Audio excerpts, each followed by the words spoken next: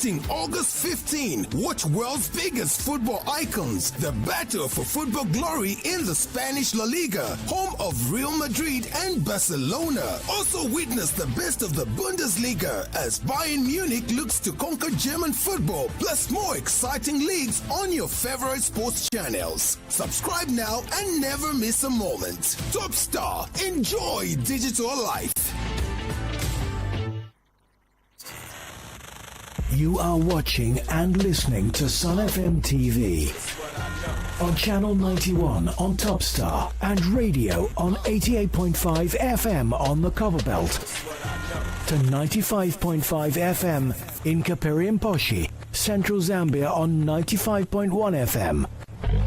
Nation's capital Lusaka on 95.3 FM and Livingston, the tourist capital, on 91.7 FM. DSTV audio channel 916 and GoTV audio channel 302. Zambia's first and finest visual radio. Everyone is not just listening, everyone is watching. Stay tuned. You are watching and listening. You are watching and listening to Sun FM TV.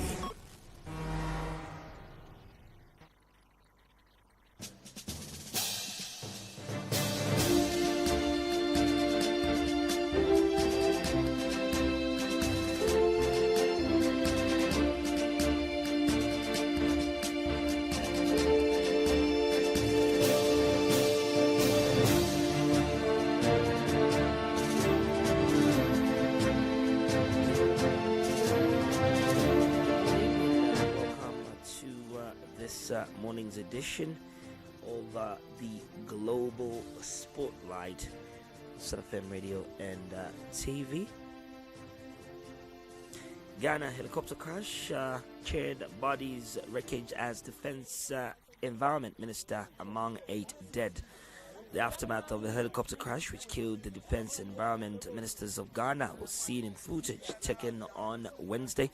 The video shows debris from the crash and the flames, as well as charred bodies after the aircraft came down in the southern Ashanti region. The Ghanaian President's Office confirmed the Defense Minister Edward Omani Boma and Environment, Science and Technology Minister Ibrahim Mutala Mohammed were among 8 killed. Deputy National Security Coordinator Alhaji Mohammed Maniru Lamuna, the former Minister of Agriculture and Vice Chairman of the National Democratic Congress, Patty Samuel Sapong, were also among the dead. Earlier, the Ghanaian Army said it had lost contact with the Z9 helicopter, which was flying up from Accra to the southern mining town of Al-Bausi. Getting closer and closer, massive wildfire burns through the 4,000 hectares in southern France as 1,500 firefighters deployed. 9 were reported injured, while about 1,500 firemen were mobilized to Aoudi department in southern France to combat a massive wildfire that has burned up to 4,500 hectares of forest, according to media reports citing the fire brigade. Footage captured on Tuesday shows flames spreading rapidly across the vast area, with thick smoke clouds blanketing the sky. Emergency crews rushed to the scene while residents evacuated nearby towns as the fire approached. We left before the evacuation because we saw the fire getting closer. We were prepared to leave a house right away, shared Bruno Izquierda, a resident abandoning his house in Velasquez des Coberis. I would have stayed if I was alone to try protecting the house, but with my wife and my dog, I didn't ask myself any questions, he added. Another local evacuated in his vehicle, noting the flames were meters away from the town hall. We were suffocating. We had to leave the house. You are going to see a lot of people leave the town by this road, he noted.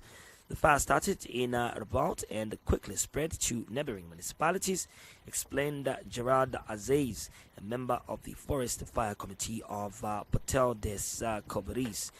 It's the wind, the drought, and the heat. Those are the 3 ingredients that help wildfire to take off, Aziz stressed. Authorities have deployed over 1,250 firefighters to contain the flames, with 9 reported injuries among responders and civilians. French President Emmanuel Macron wrote on X, formerly Twitter, that all of the nation's resources are mobilized while urging citizens to remain in utmost caution.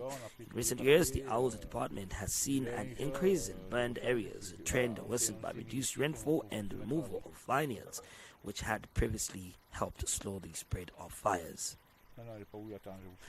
Let's put an end to this rebellion. Dozens of former fighters hand over weapons to DRC army in Ituri as peace efforts gain momentum. Over 54 former fighters associated with Convention pour la Résolution Populaire laid down their arms to the Congolese army in Ituri province on Tuesday.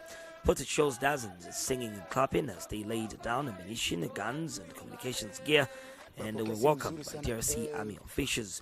When we left, the army welcomed us. No one was beaten. They even left us continue the activities we were doing, said Bahati Jonas, one former fighter. Standing beside piles of surrendered weapons, Jonas urged others still in hiding to follow suit. I appeal to those who are still hesitant to leave the bush. Let them do so. Let us all rally around the government to put an end to this rebellion. I will never go back there, he continued. I have nothing more to do there. I prefer to serve the government, he added. Lieutenant Taju Zangongo, a Chikudi spokesperson for the Congolese army, says the military pressure exerted by the armed forces against armed groups hostile to the process. Here is the result. He noted that over 54 members of the CRP, once led by Thomas Lubanga, have now surrendered. Good citizens should withdraw and surrender to the armed forces to save their lives. Chikudi said nothing will ever be the same again. The armed forces have imposed peace and restored state authority throughout the province. It comes after intensified military action led by General Bruno Mandelvu under the orders of General Luboya Nkashama, governor and operations commander in Ituri. Despite the recent DRC M23 agreement, armed clashes between M23 and Wazalendo, who support regular DRC forces, continue. This week, M23 reportedly captured the villages of Ngululu and Ndete, further advancing in Masisi territory. The Qatar-mediated DRC M23 Declaration of Principles was signed in Qatar on July 26. The agreement sets the start date for negotiations for a peace agreement to be no later than August 8, while the deadline for the deal to be completed is August 18. Before the declaration, a landmark agreement between DRC and Rwanda, brokered by the United States and Qatar, was signed in Washington on June 27.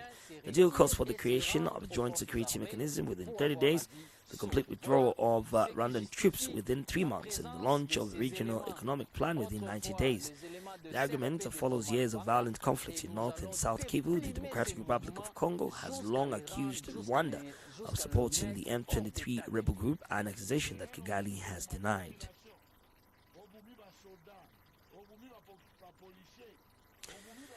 Tired of living on the streets, hundreds of migrants activists hold a second night of sleep in protest outside Paris City Hall. Hundreds of migrants, including young children, were seen sleeping outside the Paris City Hall as the humanitarian group Utopia 56 staged their second consecutive night of protest, demanding emergency housing and denouncing increasingly aggressive policies towards homeless people. Footage filmed on Wednesday shows protesters sleeping on makeshift beds on the ground outside the building as police continued to monitor the situation.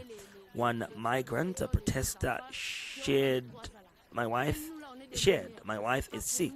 We sleep outside. She has been sick for 6 or 7 months.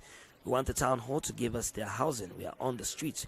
We want the mayor's office to still help us so we can have a home," the man added.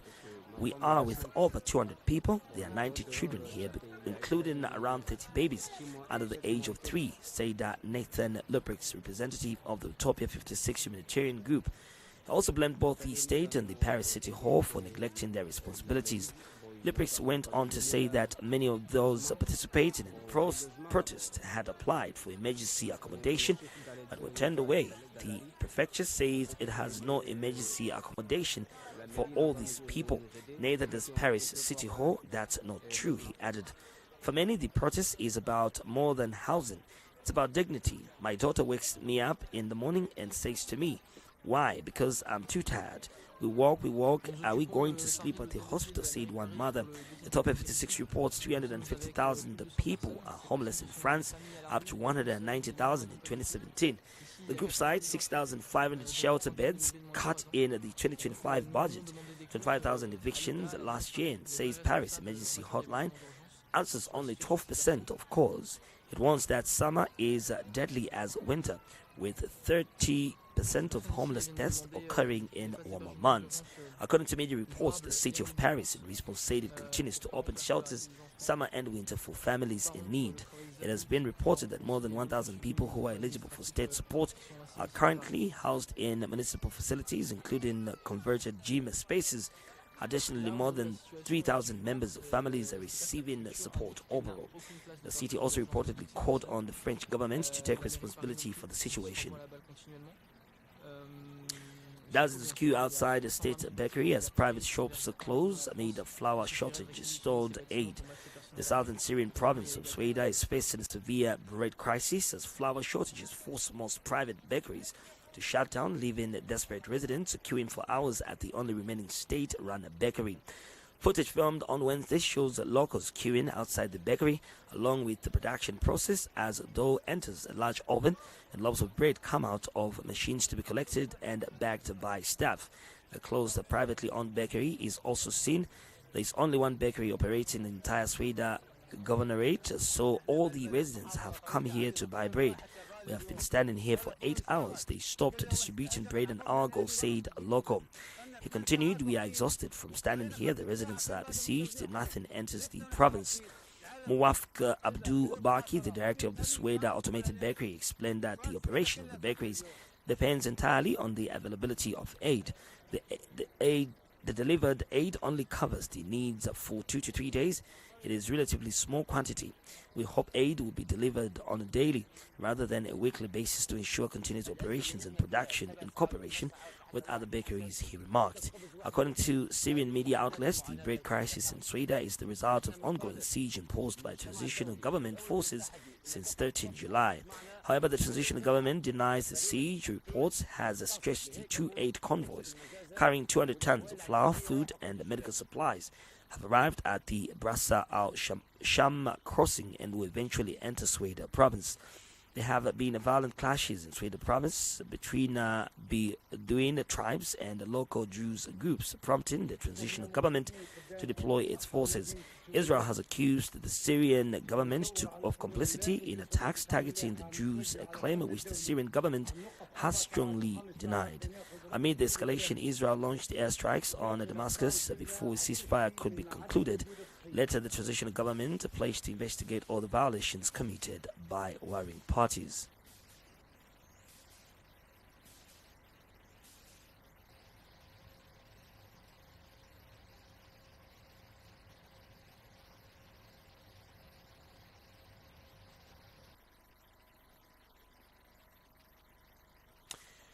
We are truly suffering. Displaced Congolese in North Kivu demand a peace as a U.S.-backed deal not respected on ground. Displaced Congolese farmer Bauma Ndaila Butonyo can be seen tilling the soil in his temporary settlement in Kirose, North Kivu, after fleeing from violence in his hometown. Fighting is still reportedly continuing in Masisi and Rutshuru despite recent Washington and Doha brokered agreements. I'm only here to escape the security problems in my village. My wife died here in Akarose, so I was left as the sole parent of 8 motherless children. We are the main victims of this war. We are truly suffering, he continued, adding, let them really help us because all we want is to return to our villages. Footage showed on Wednesday also shows a crowded displaced settlement where housewife Basse Ndasimwa Josephine is seen drying clothes outside her shelter. The settlement contains makeshift homes from a UK-US aid building nearby. I'm displaced and we don't know how long we will remain displaced. She said, we have nothing to eat day or night and the children cry around us begging for food. There's not even a way to make tea for the children.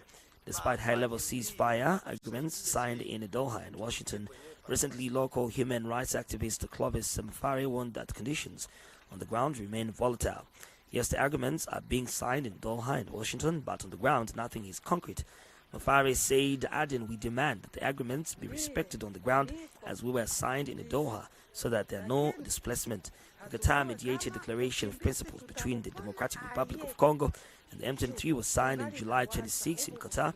The agreement sets a start date for negotiations and peace agreement of no later than August 8, with a deadline of August 18 for the completion of the deal.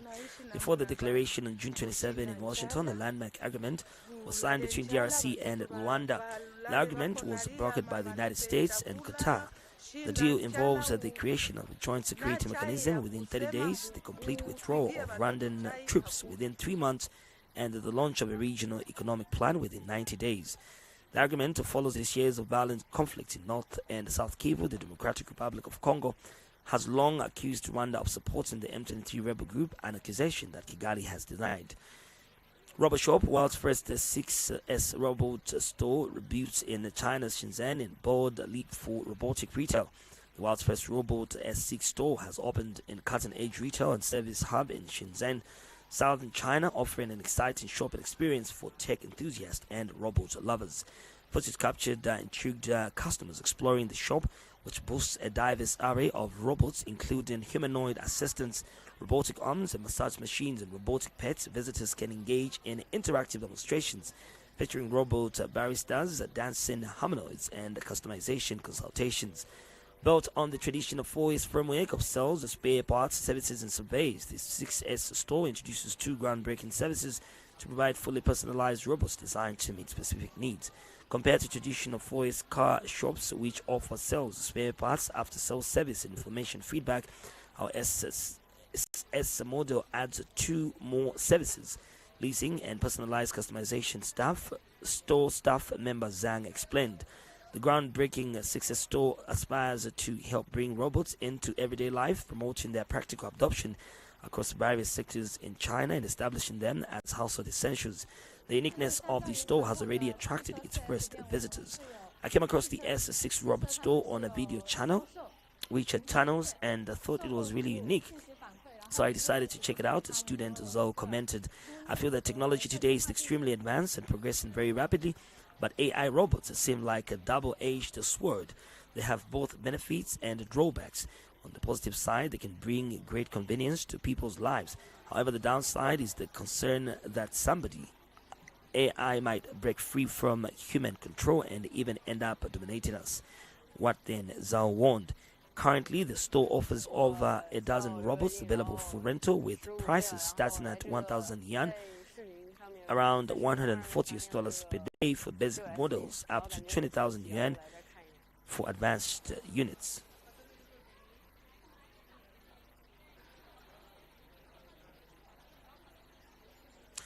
Enhance the sovereignty of Africa. Locals react as Chad's Derby greeted by Niger's Chiani on arrival for Niamey visit.